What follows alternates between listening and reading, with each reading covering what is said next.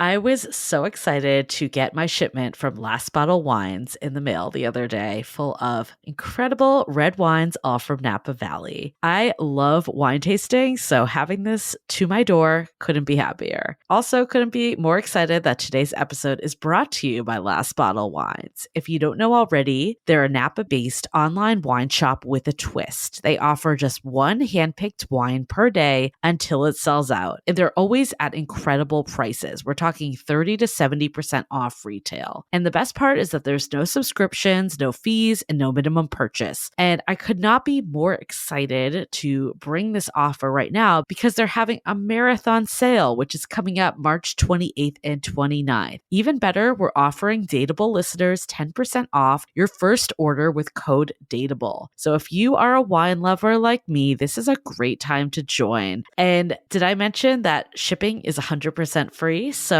what are you waiting for? Mark your calendar for March 28th and 29th, or get on it earlier if you want. You can sign up at lastbottlewines.com and use code DATEABLE and find out why Last Bottle is the most fun way to discover and buy amazing wine. As you know, I recently left my corporate job and I've been in total recovery mode, all about self-care. One of my new routines is the nighttime shower before bed. There's just something about washing away the day and that reflection that's been super helpful for me. I've been using one of our partners, Osea's Mega Moisture Duo. This combo body oil and body lotion are so freaking incredible. It literally feels like I'm at a spa. I realized that the secret is seaweed and other skin level ingredients that are normally reserved for face products. And that's why I was so excited when Osea became one of our partners. And, we're so grateful for partners like this because one, they keep the show going, but they're also super good for all of our listeners and for our own well-being. So if you want to have that nighttime bliss like I am doing, you can get 10% off your first order site-wide with code DATEABLE at oseamalibu.com. You'll get free samples with every order and free shipping on orders over $60. So head to oseamalibu.com and use the code DATEABLE for 10% off. Let us know which products you end up going with. Share them in social. Super excited to see what you end up choosing.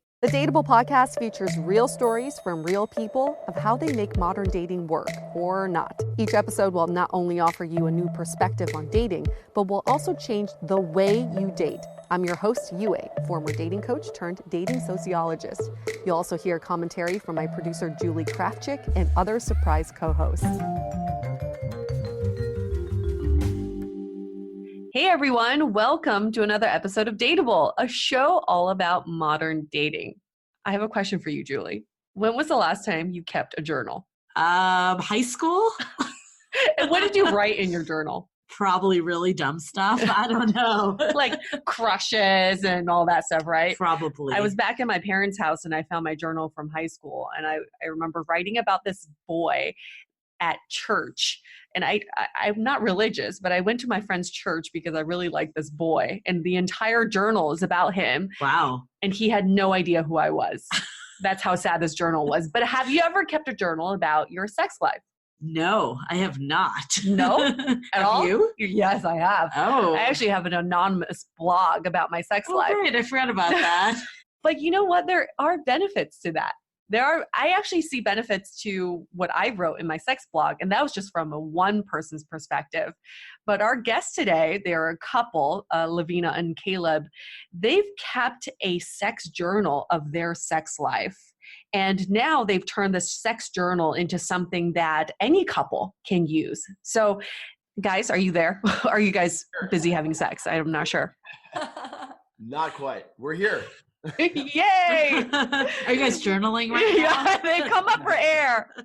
We've got Caleb and Levina here. I'm going to just give you guys a little introduction so our listeners have an idea of who you are. Caleb is 31. He lives in Brooklyn. He's been there for 5 years, originally from Hampton, Virginia. And he's currently in a monogamous relationship with Levina. Levina is 28 years old. She also lives in Brooklyn, born and raised in New York. They started out as friends. So this is what they wrote to us. They started out as friends and then started dating and then started banging. And as part of this sexual experience with each other, they started a journal of their sex life, which eventually transformed both of their sex life and relationship. I'm dying to hear about how this journaling process comes about. But first of all, when you guys started dating, who had the idea of journaling? I'm giving all the credit to Levina. I said the words, but it really took the two of us to make it happen. It was a team effort, but it was Levina's final decision. It was her empty moleskin on her bookshelf in her bedroom in Bed-Stuy that we ended up actually originally journaling in. So for someone that's never kept a sex journal, because I think I'm the only one in this conversation, what is different between a sex, like what exactly goes into the sex journal? Yeah, what's a sex journal? Yeah, what are is there it? diagrams involved? Is it different than a journal? Like, tell us about it. That was our original thought. We really thought we were going to make like the new guide to having amazing sex, like illustrations. It should be at this time. This is the right vibe music. Much more scientific. Like the millennials guide to having the greatest sex ever. Right. And what ended up happening was we took one day, about a month into our relationship, we were having amazing sex, and we sort of looked at each other and we're like, what's making our sex so great? Like, how do we figure this out? And we both journaled a lot. Caleb journaled almost every morning and had this like morning pages routine, and I was more like spotty, sort of like 5 minutes in the morning jotting things down if I could. But we both really loved doing that. So we just took a journal, split it up, and decided that after we had sex, we would each write down our reflections without showing the other person, but in the same book, and then read them out loud to each other. And then whatever conversation came up, we would take notes. It really wasn't what we expected. From our very first conversation, we were really shocked about how much we had to learn about our own bodies, about each other's bodies, about our experiences. And now, over a year later, that's still the case. We're still reflecting, we're still learning, and it's still opening up doors for us like every single time we do it. Just for a little backstory, how long were you guys friends before you started dating? About 7 months or so, 6 or 7 months. Okay. And can I ask for you to read a page or two from the early entries? I'd like to know what was being said. We'd have to find it. We have to find our first journal. We don't have it on us right now. It's somewhere in the house, but we can tell you what our first entry was. Yes. We know it pretty well at this point. Yeah. Okay. So we just made a journal for other couples to use. And in the process, we kind of went back and we're like, let's reread what we learned in the very beginning and see what we were dealing with. And I had this like vague, like foggy recollection of sitting in a room with Caleb and having written something that was like, wow, this was amazing. It was really connected. Like, we really get each other and this is so beautiful. And I looked at Caleb and was like, here, babe, take the book. Do you want to pick it up from here? And part of the practice is, so she wrote first and then she covered her thing, her interest. So he had no idea. So I had no idea. Independent of each other, right? Right. So she wrote first and then she handed me the book and covered her entry. So I had no idea. I didn't want to be overly vulgar. Maybe she hated it. I didn't want to say I loved it if she hated it. Maybe she loved it. I didn't hope I didn't hate it. You know what I mean? So I was kind of petrified. And I was like, so you're saying I can write anything? What'd you write? Caleb? And I'm like, but you're sure anything? Like any? And I probably asked that question, no joke, 5 times. Like, because I was like, I don't think you understand. And so what I wrote was like, okay, fine, I'll write the first thing that comes to my mind. And I wrote that I prefer to have less ball stimulation than more ball stimulation. And you wrote it like 3 times.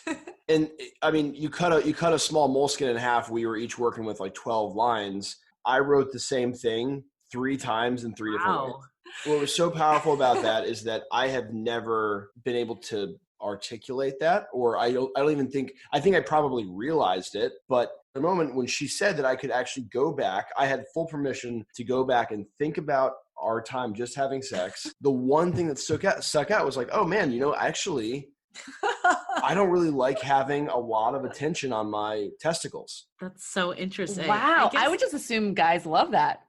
Me too. Well, I mean, can we just set the scene here? So when you guys wrote these entries and then you revealed it to each other finally without knowing what the other person said, what was that moment like when Levina was like, we were so connected, it was so beautiful, and Yeah. Caleb was like, stop touching my balls? This is like a month into our relationship, and we're in like my cozy little nook of a bed in Bed-Stuy. It's like snowing outside, and we're cuddling. And so she read. So then after I wrote, she reads what she wrote. And so I hear what she Oh, written, shit.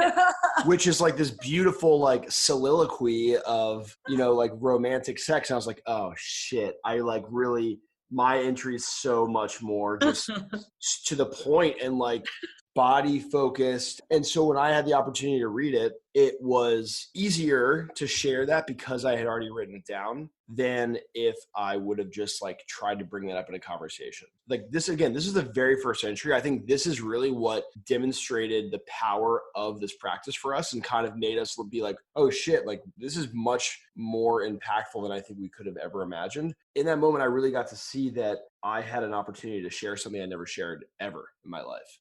And I had a partner who gave me full permission to share it and was open to listening to me. So what changed in your sex life after you guys started doing this? A lot. Because your sex life was already good. Yeah. It was Okay. great. It was great. It was really, really great. And We were calling it cosmic sex.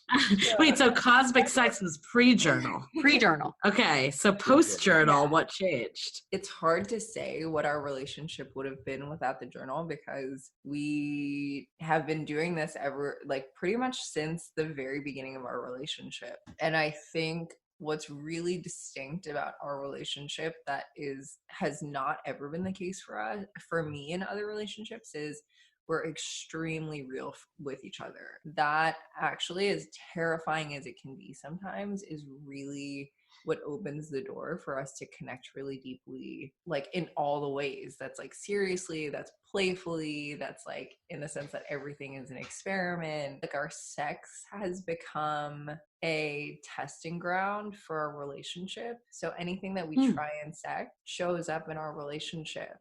And our relationship has become a testing ground for our lives. Shifts in our sex life begins to shift in the rest of our life. Wait, what's an example? Can you give one of like?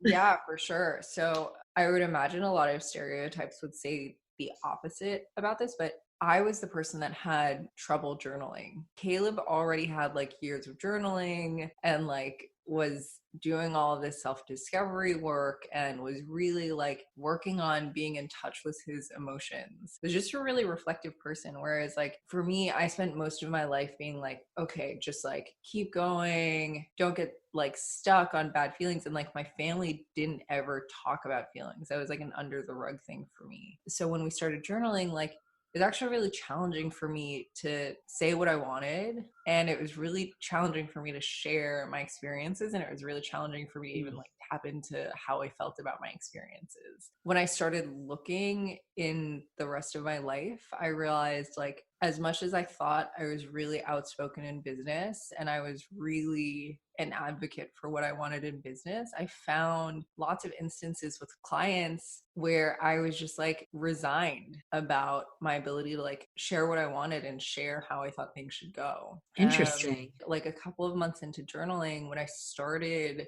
taking everything a lot more playfully and treating everything as like a testing ground, and like just throwing out ideas for what we could do, like I found myself doing that in business also, and it actually made a huge impact. And what were some of those ideas you threw in the bedroom? I told you I want explicit details. Journaling about our sex life has become a cornerstone habit for us. So it's like actually made reflecting on and making our sex life fun a priority for us. So we've started doing monthly sex staycations where we'll we'll date our way around New York City. And like once we stayed in Harlem, once we did Penn Station. Like, not in Penn Station, near Penn Station. Yeah, wait. Back up. We're not like role playing, living on a train bench. You guys will go to like random public places? No, I think there's No, a hotel. hotels. Hotels near. Which is kind of Like, like out by the Penn Station. I was like, whoa, that's Yeah. really I would not want to have sex at Penn Station. I don't know We're about y'all. super adventurous. Yeah, exactly. Got it. So your vacations are in New York, just different areas. Different areas in New York, exactly. Got it. So you get a hotel and such? Yeah, or like staying at the Airbnbs, things like that. and we'll kind of like Sure, the take on Airbnb different loves characters. that. Yeah, we'll like take on different characters and like date around the neighborhood. Like when we were staying in Penn Station, or when we were staying near Penn Station, we were like tourists. We went to, what was it, Dallas Barbecue? I think Derek's I love that place. It's just fun not to, Caleb's like dying over here, but it's just fun not to take things so seriously. I mean, there's also like, you know, just physically changing things up. Like I want to try being in different areas of the house, and like I want to play with tantra. I want to play with like looking each other in the eye. I want to play with like more serious practices, like more playful practices, like we want to surrender. I don't know, everything has become an adventure. And for me, at least, like, because so many of the other areas of my life are so serious and I have to be so like, you know, buttoned up and ready to lead, to be able to like be tourists on 34th actually so amazing. And it's not expensive. It's not like this whole thing, but it's like a really fun way to like learn about each other and play and like have a different kind of experience. So how did journaling like get you here? Like how did you decide like I'm gonna go pretend to be a tourist? Like how did that even come to be? I think we became connected on another level because we got to share a lot of experiences with each other and a lot of like celebrations, insecurities, fears, like everything that we experienced, we were sharing with each other. So every time we had sex, it was another conversation. Those are conversations that we had never had previously with partners. From my experiences, would assume that a lot of people probably haven't had. And I see from our relationship so much opening up, just like this constant state of play. So if like sex is an adventure, then our entire relationship is an adventure. Like our lives are an adventure. So I really just think that it comes from connection. I think it comes from the connection that we built, like this team partnership that really grew out of us getting to know each other in like the most vulnerable way. Sex is one of the most intimate experiences that a human being can have. And by letting our guard down and journaling and sharing super vulnerably every time we were having sex, we were really like breaking down the barriers. And I think like ultimately we're both really silly people. And like when we were able to let our guards down, like we could actually be ourselves. I think it's just so crazy that for the business world, when we're at our jobs, we have so much feedback from our managers. And then we're always talking about how to improve and how to move up our career paths. But in sex and love, it's sort of the same thing, but we never give each other feedback, or we rarely do. And so like what you guys, that example you guys gave the earlier entry, I just assumed that all men like their balls bundled and licked and cupped, because nobody's ever told me that they didn't like it. Right. But now I'm wondering how many guys were like, can she just stop? Like, I just want to tell her to stop, but I don't know how. In terms of the journaling, because I want to get into the logistics of how you do it. One is, when do you journal? I know you guys talked about like, you should journal pretty shortly after you have sex, right? So you remember. And two is, what are you journaling? Because from your example earlier, Caleb, you journaled what exactly went down and whether you liked it or not. It was very literal. And Levina, you journaled how you felt after. So is there, do two people have to be consistent in what they're journaling to? So we recommend that you journal as soon as you can after sex. From a brain science perspective, your short-term memory is so short. So if you're waiting like a couple of hours, you're not going to remember. Like we've run into this multiple times before. You're just not going to remember the details. When we first started journaling, we were, as you pointed out, we were really just like, we had no idea what we were doing. So we were just like writing. We were free writing basically. and again, like as Levina mentioned, we have a ton of experience journaling between the two of us. So, and like also being pretty vulnerable. So it wasn't weird for us just to be like, oh yeah, let's just write whatever comes up. What we have created in a sex journal for couples is a much more prompted It's a structured it's framework. a structured framework. And so that covers writing down how you feel, when you felt most turned on, things that we want to take into the next time that we have sex together, room for celebration, things that we want to celebrate. So the journal is broken down into two major sections. The two of us went from free writing to having a structured journal, or creating a structured journal, because we loved the free writing and it opened up a lot for us. So we started telling our friends, and our friends were all like, whoa, this is amazing. I've never heard of anything like this. I want to do it.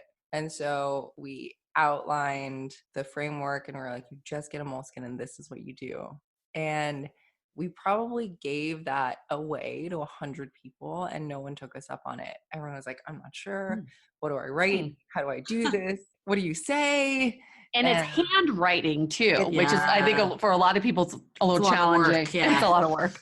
It's a lot. There's a lot of like barrier to entry. What compelled you to like want to get this out to other people? Oh my God. We were so resistant to it at first. Like, not because we didn't want to make a difference or share it, but because Caleb and I have never talked about sex publicly before this year.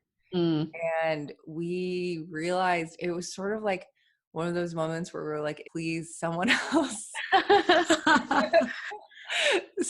take this idea and do this. What was happening for us was this journaling was allowing us to be really vulnerable and talk about super taboo things. And in that, we got to like have all this fun and create something like really magical for our relationship. And to really actually share that with other people, we would have to put in a lot of work and share all the intimate details of our relationship. See, isn't that kind of the problem with our society today? There's like an internal conflict, right? On one hand, it's like sexual liberation, feel empowered by sex. On the other hand, just don't talk about it. And like, I feel like when I'm out with friends too, if I ask about their love lives, somehow their volume just drops and they're all of a sudden whispering to me like they're selling me drugs. And I'm not sure why. So that's probably, I can totally see why this would be really tough to bring into the public, because it's bringing your sex life into the spotlight. And how did your families react to this? For me, like before I started working on this journal, I was already speaking a little bit about sex and culture. When we actually started working on this journal, that was sort of the first time I realized my career was taking a very sharp left turn and was going the way I didn't expect. For a while, I didn't tell my parents. My parents are both Chinese. They immigrated here, and my mom gave me the sex talk when I was 23. So I was like, same here. Same here. Actually, my mom still doesn't talk about sex. I don't think I ever had the sex talk. Same. Yeah. So I was really like, I don't know what they're gonna think. They just wanted me to be a doctor, and like, of course, this is a virgin doctor until you're ready to have kids. Yeah. I was really afraid. And after a couple of months of like dodging questions about how my work was going and what I was like focused on, I distinctly remember one day I was on the phone with my dad, and he was like, "What projects are you working on these days?" Like, because there's freelancing, and I kind of like danced around it, like, yeah, it's going great. Like, I'm working on something, can't really tell you much about it. And we hung up, and I was like so dissatisfied with the conversation because I was just like trying to hide the whole time. So I called him right back and I said, "Dad, like, I haven't been being honest with you, and I haven't told you because I've been terrified of what you would think. But I've really discovered that talking about sex makes a huge difference for people's lives, and Caleb and I have discovered this amazing way to help people do that. So we're working on a book all about that. Like, I think it's going to make a huge difference for the next generations of women. That's like something super important to me." And he was silent for 2 years. Still silent right Still now. silent. I remember this. I was like standing in like Port Authority on the phone. He was silent for a couple of minutes and then said back to me like, "Okay, if you're really serious about making a difference for women and girls, you've got to be in touch with Oprah and you should be reaching out to Michelle Obama." And I was You're going all in. Oh, So hey. you obviously felt super compelled to like deliver this message. Like, why do you think it's so hard for couples or people in general to express their needs and like desires around sex? It's time to take a break from this episode to celebrate the fact that spring has sprung, and that means time to refresh your wardrobe. I've been having a ball with my new clothes from ModCloth, with everything from fun florals and stripes to vibrant colors and shapes. If you follow me on Instagram, you'll see that I've been going to all these bachelorette parties and girls' trips, so that means I need cute swimsuits and dresses. Also, I just told my friend who's getting married about ModCloth's bridal boutique with everything from wedding gowns to bridesmaids dresses. So what's my favorite piece at the moment? Well, it would have to be this cute tank with dogs kissing on it, and it's so appropriately named the podcast co-host top. I love that ModCloth celebrates all women with sizes from 00 to 28. Their team of mod stylists have really helped me with styling and fit, and all complimentary. For Dateable listeners only, get 15% off your purchase of $100 or more. Go to modcloth.com and enter the code DATEABLE at checkout. That's MODCLOTH.com and enter the code DATEABLE at checkout, and you get 15% off your purchase of $100 or more. This offer is valid for one-time use only and expires on July 6th of this year. Get on it. Now back to the show. Why do you think it's so hard for couples or people in general to express their needs and like desires around sex? I mean, who teaches us how to there's do no that? language. There's Nobody. and I think that's what's come up for Levina and I as well in journaling, is that we didn't have the language to talk about it, and we had to kind of create that ourselves. Created what that looked like for us specifically in our relationship through a sex journal for couples. And I think that is the same struggle that most people deal with. There's not really like a framework for how we can talk about it. So what was the most surprising thing that both of you learned about yourself or each other? Or if you want to share one of each, that would be super interesting. Be explicit. Be explicit. Just kidding. We want all the details. I love Caleb's butt, and he hates that I love it. Why? Caleb, why do you hate that? He's super ticklish. Oh. I'm super ticklish, and it's just not something that I've ever been. I mean, again, like I think this goes back to like what I've learned. I have been subject to in terms of a sex education and like how sex is, and like I just never knew that to be like a pleasure center. I think we've heard that from a lot of men, which has been super interesting. Like, I'm sort of two-headed about this whole thing. It's like on a macro level, I'm like, okay, men have a thing about their butts. And then in my relationship, I'm like, oh, but this is just a pillow, and I want to be like hanging out in there. Okay, wait, Levina, you like to, so when you were talking about the butt, you're talking about the butthole. Not even, like, I just like his butt cheeks. Like, he is really, you just like being there. I can't even like, I can't get anywhere near the butthole yet. Okay, so you want to live in Caleb's butt. Like, he's so ticklish. You cannot live there yet. So how have you guys like compromised on this? Or do you just like have it out in the open now that one of you loves it? If he doesn't? We have safe words. Exactly. What about for you, Caleb? What's something surprising you found out about Levina, other than that she loves your butt and wants to move in? Yeah, I mean, I think that's actually the most surprising thing. Like, I never, I don't consider myself naive or like prudish by any stretch of the imagination, but like hearing about men who love heterosexual men who love women touching or interacting with their butts always blew my mind. To have a partner who actually is into that has been like really just strange for me. And I think that it just proves the point that sex is not one size fits all. No. But for some reason, we hear there are these like commonalities, right? Like men love getting their butt played with, and women love it when you play with their clit or their G-spot. And everybody's so different. Like, our bodies are physically different. So how can we expect that this is something we can apply to everyone? I will just announce right now, I'm not a big fan of oral sex. Receiving. Whoa. I know. And it's mind-blowing for a lot of my girlfriends. They're like, what the fuck? I can only come when I'm receiving, and I can't. It bothers me. Interesting. I cannot focus. It actually really bores me at times.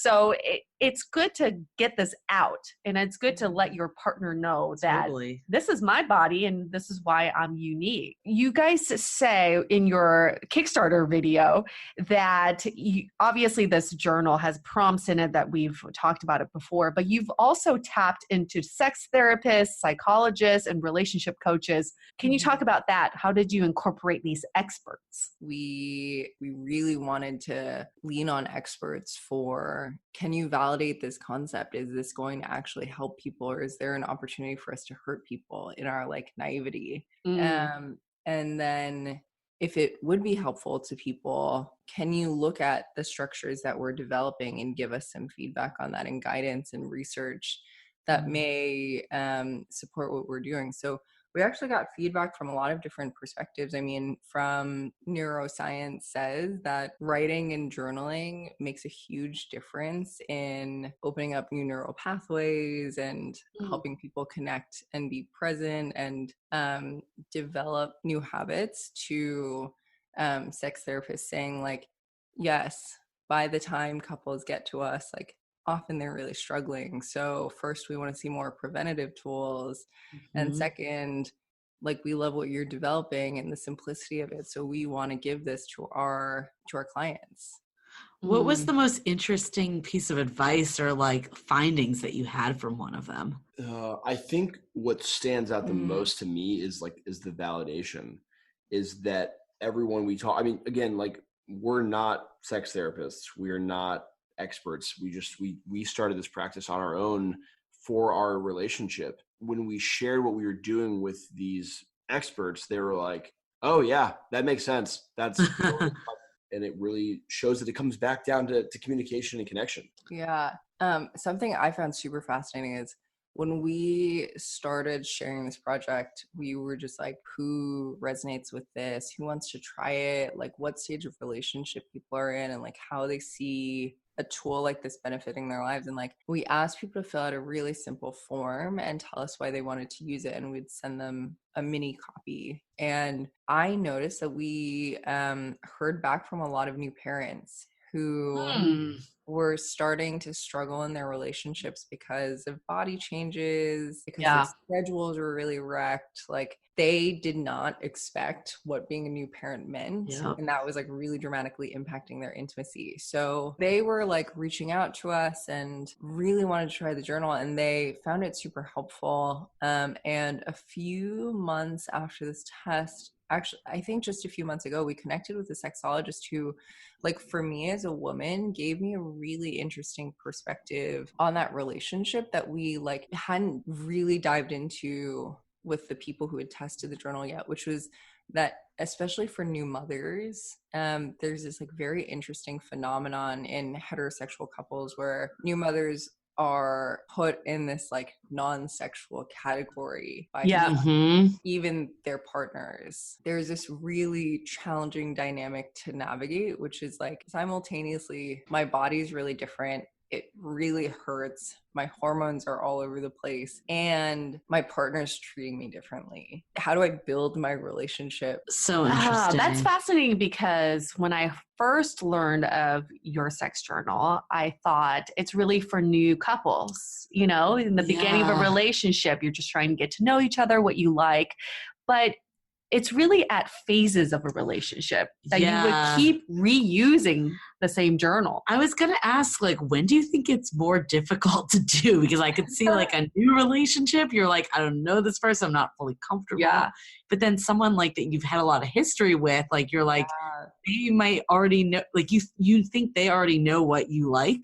So there's like that like side of things that you don't want to be offensive or all of that. What are your thoughts on when? Yeah, I mean, we actually, it's funny. I mean, when we put that post up about the survey, we had one person on our Instagram who commented, say something like, what could you all possibly know? Like, you're young, you've been dating for a year, barely. Like, what could you possibly have to offer? Like, I have a child, I've been married for a number of years. And before we even saw that comment, someone else, completely random, responded to their comment and said, well, what do you have to lose? I mean, like, Yeah. if you try this out, what could you possibly find out about yourself and about your partner and about your sex life? And that person, the first person responding again, like, that's actually a great point. And tried the journal out, and a week or two later came back to us. They were like, holy shit, like, I totally learned something new. I totally learned something new. Saw something I hadn't seen before. So I always think that we're constantly changing as human beings. And so there's always an opportunity for growth. But when is it too early to start journaling? I mean, obviously you're not going to do like a Tinder one night stand and be like, dude, get your journal out. Tell me how my performance was. Hey, you never know. You could totally do it. It could be like a random sample. You never know. We've had people like actually say they want to do that. They're like, I can't wait to get a journal so I can do it like on a first date. Like the first. Seriously, there's no time that's too early. I mean, think not. Yeah. Like, we started about a month into our relationship. I've personally talked to people who are in their like 60s and 70s. And at every stage of life, like, there's something different. Day to day, things change. And so having a habit like this is an investment in your connection to yourself and your sexuality, and also an investment in sexuality and your connection in your relationship. How do you spin it instead of being like, there's something wrong with our sex life, we need to do a journal? What would you suggest saying? Yeah, well, I think, there really are two kinds of couples primarily that end up being interested in the journal. There are people for whom, like, they're struggling and they need help. Definitely a lot of the new parents that we talk to are like, we're not in a good place. And then the other kind of couple that we talk to are like, we're having amazing sex. Like, we love all kinds of things. Like, let's do this. And for both kinds of couples, like, at the end of the day, you got to look at why you're in the relationship. You are in this relationship to have something great in your life, right? Like, no one enters and stays in a relationship to have it suck. To have your relationship be great, it takes some work. I always recommend approaching it from, hey, I really want to have an amazing connection with you. And I found this great tool that can make a difference, and let us check in and begin to experiment with what works for us and what we want to stop doing. Would you be up to give that a shot? If your partner says yes, amazing. If your partner says maybe, it's all a conversation, right? You can start at one entry, test it out, and if it doesn't work for you, it doesn't work for you. That's fine. If your partner says no, like, we've had some people who have tested pilot versions of the journal out and come back to us and said, hey, I brought it up with my partner, they said no, and we broke up because I realized we were on different pages about how committed we were to this. Yeah. At the end of the day, it's like another version of expressing your needs. One of the things I think always comes up is that sex is a barometer for the overall relationship, and the importance of sex plays into the happiness of the overall relationship, and the importance of communication and sex plays into communication in the overall relationship. How do you think journaling has impacted your relationship overall? The way that we are communicating our sex life and outside of our sex life is at a level that I don't think either of us have ever really experienced. It's a lot of fun. We're having a lot of fun with each other and not taking things so seriously. I think it's almost like this, what's underneath both of those things, that like fun and that playfulness and like exploration and adventure, like what's underneath that is this really deep level of trust.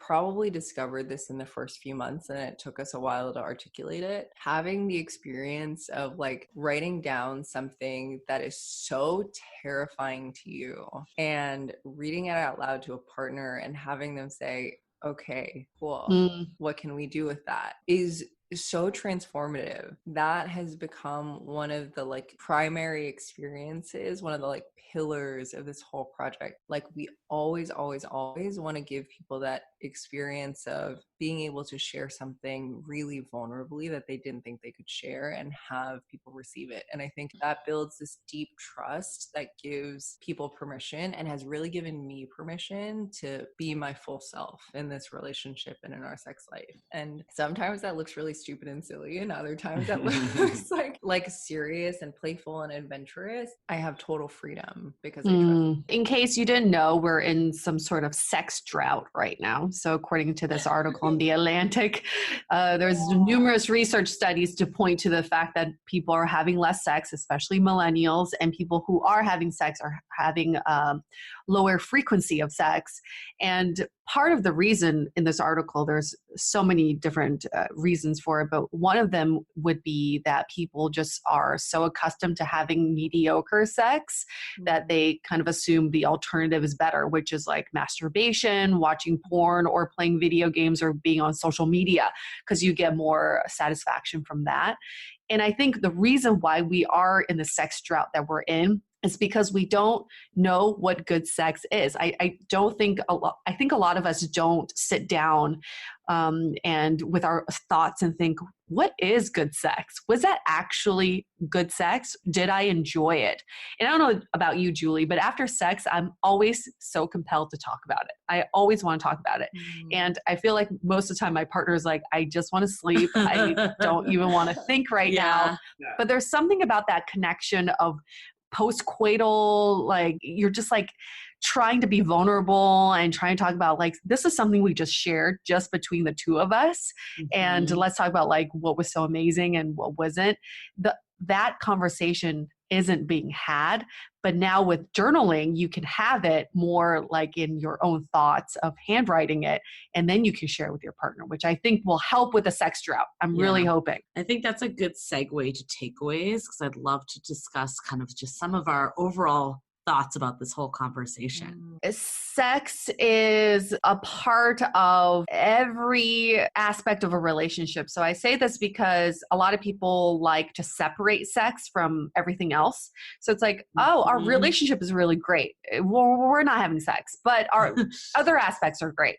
And that's not really the case. I think sex really infiltrates every other aspect of your relationship, as well as your personal and professional lives too. I think when you're really connected to your partner, you're having amazing sex, you're killing it at work too.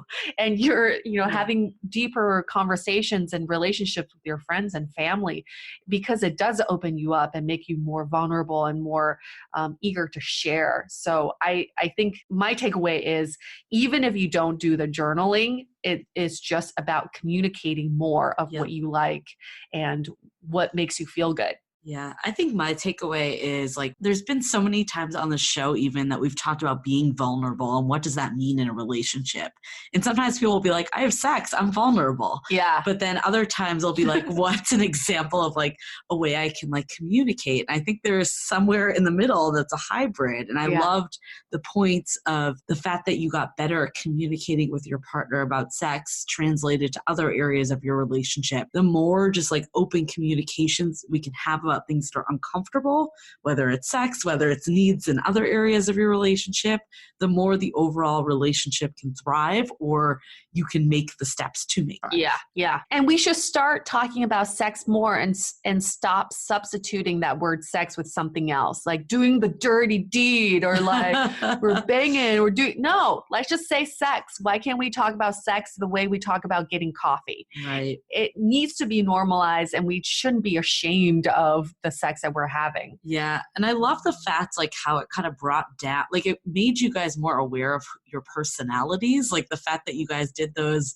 dates that you were Taurus and all of that. Like if you didn't have that conversation, like maybe one of you would have been like, oh, that could be fun, but you might have been scared to bring it up to your partner because you'd be like, is that dumb? Or are they going to laugh at me? Like all of that. But the more you're like just out in the open about what turns you on, what turns you off, what you want to try, what you don't want to try, I think you could just get on the same page and see what those shared experiences could be that really would excite both of you. Totally. And do you guys have any takeaways? I know you did this whole thing, but anything from this conversation or any parting words to folks? I think someone said this to us the other day and it like really struck me. So she said to us, after hearing what I said about how my work started shifting because of the way that our sex was shifting, she said, if you can speak up in the bedroom, you can speak up in the boardroom. Ooh. And yeah, it's so good, isn't it? So it's not So just good.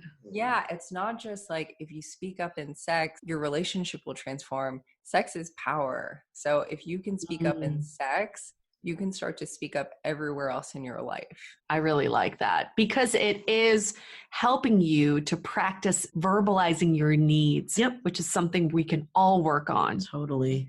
Caleb, any thoughts from you? I mean, honestly, like I kind of just want to leave it at that because, like, I'm truly still basking in that quote as well. Fair I enough. guess the one that I will add though is just that like the level of playfulness that can exist in sex is like mind blowing. I've really gotten to see that over the last year, and it's made sex such an amazing thing, to experience. Quick question, where do you keep your sex journals? Can't tell you that. Because as soon as you come over to our house, you're going to look for it. Could your grandkids one day find them very easily? No, they're on a bookshelf in our room. You said your old journals are somewhere in the house, right? Yeah. He's like, Yeah. I'm Yeah, determined to How find long? those journals. How long do you think it would take to find them? Because I would love for each of you to read a random page from each other's journal. All right, I We think can go take a quick look. I think I know where if it you is. can like go hang on for Yeah, we'll hang out. Okay, cool. Okay, Oh yeah, we got it. we got it. Yes. Okay, so we'll each read one of our entries. Is that right? Each other's. So Each switch. other. Yeah, switch journals. Flip to a random page. So LL spent so much QT with my dick tonight. My whole body was incredibly sensitive and I was beyond blissed out. I could really feel her when she was on top. He's got chicken scratch handwriting, so when she was on top, and again in a totally different way when I was Problem with handwritten journals. Right. when You're like, I was what did I When I write? was good. Oh, okay. I could really feel her when she was on top, and again in a totally different way when I was. We finished fast and Hard. and it felt so powerful. Nice. Ooh. That's pretty That's like a steamy. page Yeah. out of a romance novel right Okay, there. Caleb, what's your yours? Yeah. Is it going to be like a haiku from Levina? Knowing we have a time limit before we split for a bit didn't really work for me today. I have been slowing down and wanted some of that time with Caleb physically. A quickie didn't feel in my vibe, so it took me some time to shift spaces. I love feeling Caleb's body in skin-to-skin contact. Also love how much he loves dirty talk. Dang. So interesting. Thank you for reading those So they don't pages. have to be super long entries, just like enough to No. jot down No, what they're just we're like- thinking. It's really like what you're feeling the most in that moment is the like most powerful thing for your partner to hear. All the stuff beyond that is sort of like you're, I don't know, like loosely connected to. And like that, what we just read is like the jumping off point for the conversation. Yeah. So Mhm. like that's the first thing that each of us wrote, and then we like talk about what we shared. So Yeah. that, I mean, like those it's really entries, to start the convo. those entries could spark a 20-minute conversation You have a conversation and take notes. Like, on the second Oh. page. yeah, the whole thing can Studious. take Wow. as little as like 10 minutes. Mm-hmm. And sometimes we've had like very, very long discussions. Got it. Fascinating. Well, thank you guys so much for Yeah. sharing. This was super interesting. And for people who want to get their hands on the sex journal, where can they go? You can find us at asexjournal.com and at a sex journal on Instagram and Twitter and Facebook. awesome. Fabulous. Thank you guys so much again for sharing your love life with us. I'm jealous for all the cosmic sex you've been having. I will have out of this world sex very soon by journaling. For anybody who's interested, in being a guest on our show, we'd love to invite you on, especially if it's something related to sex. We want to talk about sex, get us out of this sex drought. It needs to stop. So just contact us at dateablepodcast.com. Okay, we're gonna wrap this up. Stay dateable. Your action item for this week is to implement regular check-ins with either your partner or people you're dating. Make it a habit to communicate with the people in your life on what's working, what's not, and what could be improved. And part of that discussion could be what goes on in the bedroom. The more we can check in with the people we're involved with, the more we're able to get our needs met, as well as meet their needs. And wouldn't that just be a wonderful world? Want to continue the conversation? First, tag us in any post with hashtag #StayDateable. Then head on over to our website, dateablepodcast.com. There you'll find all the episodes, as well as articles, videos, and our coaching services with vetted industry experts. You can also find our premium Why series, where we dissect, analyze, and offer solutions to some of the most common dating conundrums. To connect with us, find Dateable Podcast on Facebook, Instagram, and Twitter. We're also downloadable on Spotify, iTunes, and other podcast platforms. Your feedback is valuable to us, so don't forget to leave us a review on iTunes. And most importantly, remember to stay dateable.